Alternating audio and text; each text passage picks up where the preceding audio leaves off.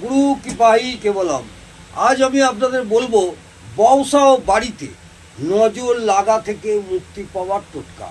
অনেকের কারবার ভালো চলছে, সেদিকে একটা কুনজর পড়ে গেছে, কারবার চলছে না।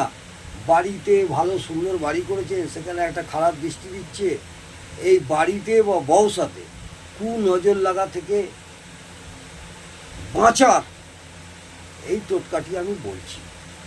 টোটকাটি হলো, আপনার বংশা বা বাড়িতে খারাপ নজর লেগেছে এবং টোটকার দ্বারা বাঁচানোর জন্য আপনি কি করবেন, একটি ঘোড়ার নাল নিয়ে আসবেন। উত্তম হয় যদি কালো ঘোড়ার নাল সম্মুখের ডান দিকের পায়ে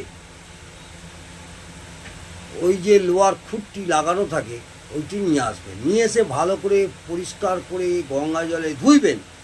ধুয়ে সিঁদুর লাগিয়ে ওইটি আপনার ঘরের সদর দরজার মেন দরজায় লাগিয়ে দিন। আর বসার জায়গায় মেন দরজায়, বসার যে মেন দরজা কার বাড়ির জায়গায়, সেখানে লাগিয়ে দিন। এবারে লাগাবার যদি ঘরের দরজা আপনার পূর্ব দিকে হয় তাহলে রবিবারে লাগাবেন, যদি পশ্চিম দিকে হয় তাহলে শুক্রবার লাগাবেন।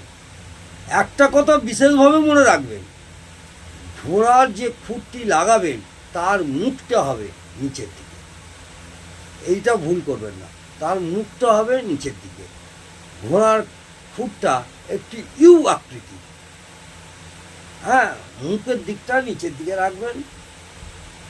তাহলে দেখবেন আপনাদের বওসা বা বাড়িতে নজর দোষ থেকে অনেকটাই মুক্তি পাবে। করেই দেখুন না, আশা করব অনেক উপকৃত হবে। নমস্কার, জয় মা।